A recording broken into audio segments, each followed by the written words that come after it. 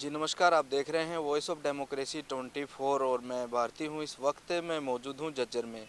और जैसा कि तस्वीरों में आप देख पा रहे हैं कि बादली विधानसभा क्षेत्र से कद्दावर नेता हैं संजय कबलाना इस वक्त हमारे साथ चर्चा में मौजूद हैं। लोकसभा चुनाव को लेकर हम चर्चा करेंगे क्योंकि दीपेंद्र सिंह हुड्डा है वो इस हफ्ते के अंदर 2 बार है झज्जर शहर को है डोर टू डोर है वो कवर कर रहे हैं। और दूसरी तरफ जननायक जनता पार्टी और भाजपा का है वो गठबंधन है।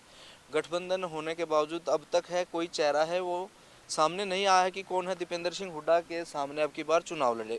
चुनाव के लिए आएगा कौन, उसको टक्कर देगा, क्या रणनीतियां हैं, वो कुछ जानने की मैं आज कोशिश करूंगा। सर सबसे पहले नमस्कार। नमस्ते सभी पत्रकार साथियों को। भारती जी बहुत बहुत धन्यवाद आपका। सर पहला सवाल यही कि दीपेंद्र सिंह हुड्डा है काफ़ी तैयारी में है और दूसरी तरफ आपकी पार्टी अब तक कोई भी चेहरा सामने लेकर नहीं आई है, गठबंधन है आपका हरियाणा में। देखिए, जननायक जनता पार्टी का और भारतीय जनता पार्टी का हरियाणा प्रदेश में गठबंधन है।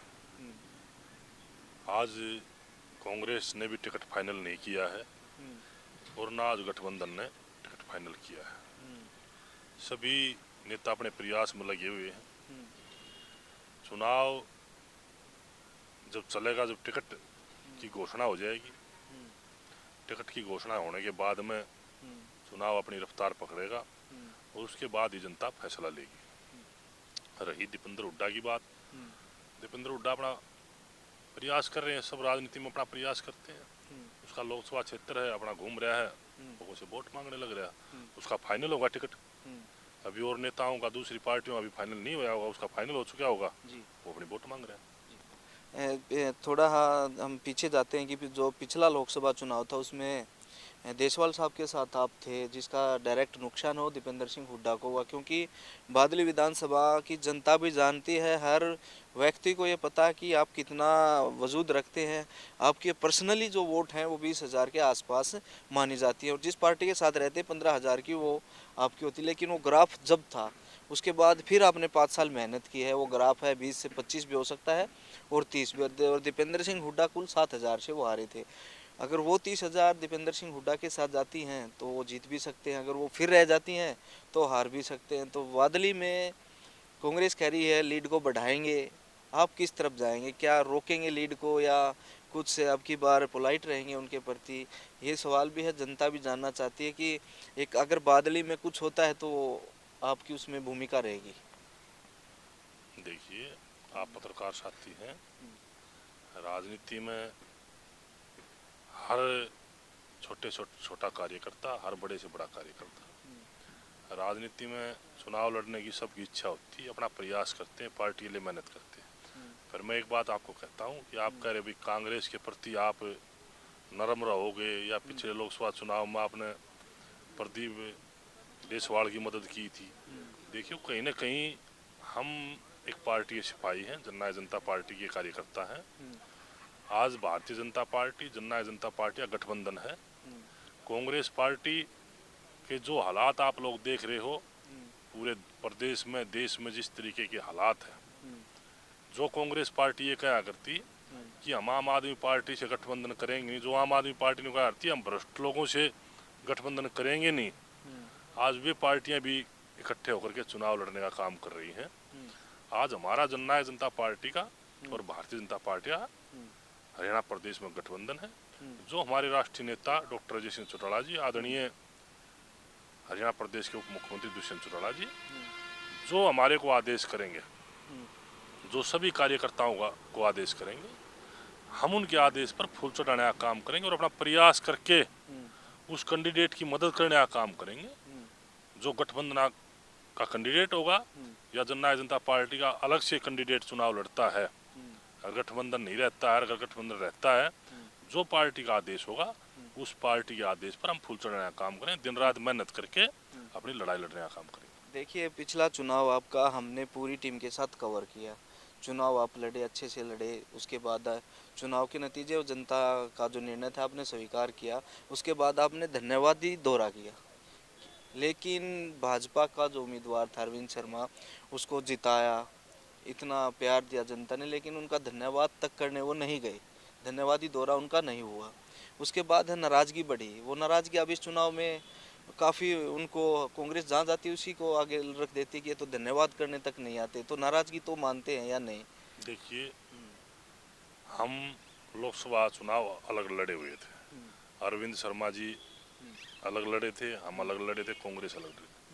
ये सवाल तो आप पत्रकार साथी हैं, शायद मेरे से अच्छा अरविंद शर्मा से पूछोगे तो वो अच्छा जवाब दे पाओगा इस बात का कि मैं लोगों के बीच गया, नाराजगी है या नहीं है।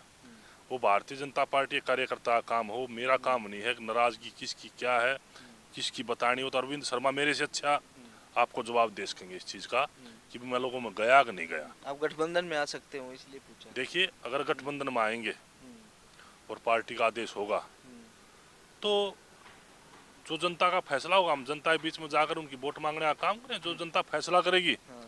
वो जनता का फैसला प्रजातंत्र में कबूल करना पड़ेगा। जीत हो हार हो वो तो अब रिजल्ट बात, की बात है। जी, अब बात करते हैं हम बादली विधानसभा की, क्योंकि आप भी पूरा दिन है बादली विधानसभा में ही लगाते हैं, हर रोज का आपका रूटीन होता है।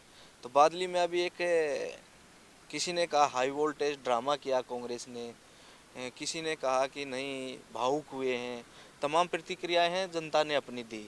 उसी का मैं जिक्र करूंगा कि एक कांग्रेस की कार्यकर्ता मीटिंग थी, उसमें पहले गीता भुक्कल है वो बुरी तरह से रोई, फिर रघुवीर कादयान और फिर विधायक जी भी ऐसे ऐसे कुछ कर रहे थे।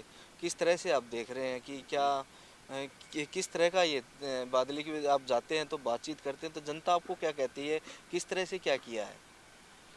बादली का विधायक, झज्जर की विधायक, पूर्व मंत्री, जिस तरीके से आपने डॉक्टर रघुवीर की बात की, मैं ये कह सकता हूँ दावे के साथ, अगर सबसे बड़ा हाथ कांग्रेस को हराने में होगा किसी का तो बादली हल्के के विधायक का होगा।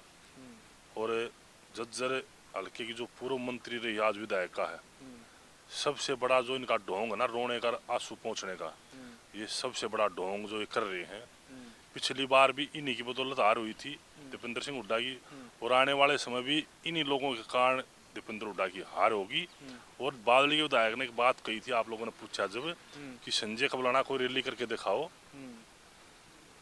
जब मैंने जरूरत होगी ना रैली की, जब मैं एक बात कहना चाहूँ, ये बादली हल्की जनता जब मैंने रैली की जरूरत होगी, जब मेरे को पूरा आशीर्वाद देने का काम करेगी, पूरा प्यार देने का काम करेगी। जब अभी मेरे को रैली की जरूरत नहीं है, जब रैली की जरूरत होगी जब मैं रैली भी करके दिखाऊंगा और ये जनता मेरे को आशीर्वाद देने का काम भी करेगी। अगर रैली करने का इतना शौक है तो शीर्ष नेताओं को ना बुलाकर अपनी रैली करके दिखाएं और लोगों को जोड़ कर दिखाएं। दीपेंद्र सिंह हुड्डा और भूपेंद्र सिंह को मत ना बुलाइए। मैं तो जननायक जनता पार्टी का कार्यकर्ता हूँ। हमारी तो हरियाणा प्रदेश में 10 सीट है, नई नई पार्टी है। आप तो 70 साल से इस देश में राज कर रहे हो। आप और जब विधायक जी ये बात कर रहे हैं रैली करके दिखाओ संजय कबलाना, मन तो 3 रैली कर ली, संजय कबलाना तो जरूरत पड़ी नहीं है अभी रैली की। रैली करने की जरूरत पड़े तो मैं रैली भी करूंगा, चुनाव भी लड़ूंगा, लोगों के बीच में भी जाने लग रहा हूँ 5 साल से। और ईमानदारी से कहता हूँ, बादली हल्के की जनता, ये बहादुर जनता आपकी बार विश्वास के साथ कह रहा हूँ मैं आपको पत्रकार साथियों, आपकी बार बादली क्षेत्र में परिवर्तन करेगी 1000%।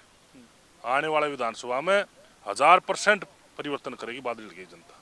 जी, देखिए जिस तरह से उम्मीदवार वही रहेंगे, ओम प्रकाश धनखड़ हैं, कुलदीप है, वो आप होगे और एक दो और भी साथी आ सकते हैं। लोकसभा चुनाव को बादली की विधानसभा में आप जाते हैं, लोकसभा को किस तरह देख रही है बादली की जनता? क्या दीपेंद्र सिंह हुड्डा आपकी बार मजबूत हैं या कमजोर हैं, आपको क्या लगता है? देखिए, मैं तो ये कहता हूँ ये जनता के हाथ में फैसला है लोकसभा चुनाव का। न तो अभी टिकट डिक्लेयर हुई है, नया अभी टिकट किसी का फाइनल हुआ है, ना कोई पेपर माई बीजेपी इसको दे रही है, कांग्रेस इसको दे रही है, गठबंधन का कैंडिडेट कौन होगा या अकेला लड़ेगा, जननायक जनता पार्टी अलग लड़ेगी, वो फैसला आने के बाद में आप पत्रकार साथियों दोबारा जब आप आओगे तो मैं सारी आपको विस्तार से बताऊंगा किसको नुकसान होगा किसको फायदा होगा। लेकिन मैं एक चीज जरूर कहता हूँ, मैं जननायक जनता पार्टी का कार्यकर्ता हूँ। जो हमारे राष्ट्रीय नेता आदेश करेंगे, गठबंधन के कैंडिडेट की मदद करने, कहीं गठबंधन के कैंडिडेट की मदद करेंगे। और हमारी पार्टी अकेला लड़ने का प्रयास करेगी या गठबंधन टूटता है, गठबंधन नहीं रहता है और हमारी पार्टी इस छोटे से कार्यकर्ता को भी ये कहेगी लोकसभा चुनाव लड़े तो हम तन मन धन से जनता पार्टी का कैंडिडेट बन के और रोहतक लोकसभा चुनाव लड़ने का काम भी करें। आप आज़ाद उम्मीदवार अगर गठबंधन रहा तो, क्योंकि अब तक तो टूटा है नहीं, गठबंधन टूटता है तो क्लियर ये बात है कि आप आज़ाद उम्मीदवार आएंगे।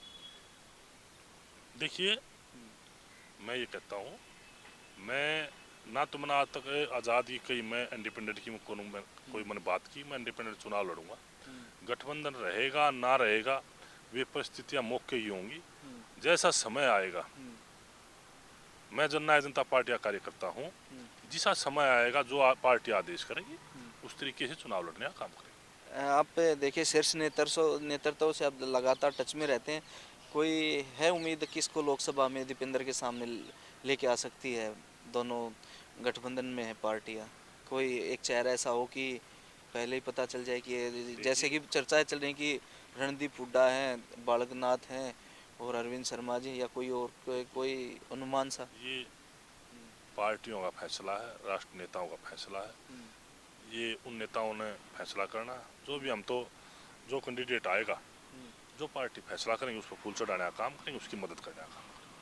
तो यही आज के सवाल थे दो तीन, क्योंकि दीपेंद्र सिंह हुड्डा का जो झज्जर का दौरा है उस पर निगाहें सभी की हैं। भाजपा के प्रदेश अध्यक्ष भी आए थे कि थोड़ा हाथ दीपेंद्र का दौरा वो फीका पड़ जाए, उनके जाने के बाद फिर दीपेंद्र सिंह हुड्डा जो हैं वो झज्जर में मेहनत कर रहे हैं। और आज जिस तरह से जो दो तीन सवाल थे वो मैंने जानने की इच्छा थी वो आप तक पहुंचाया है। और जो भी समीकरण होंगे, खासकर मैं बातें करता हूं कॉन्स्टिट्यूएंसी के अनुसार, उसी विधानसभा के अनुसार जो बड़े होते हैं, जिस तरह से क्षेत्र की होती है वो शायद हम नहीं करते। तो यहाँ की जो भी बादली विधानसभा में हलचल होगी वो मैं आप तक पहुँचाने की कोशिश करूँगा। जब तक बने रहे मेरे साथ।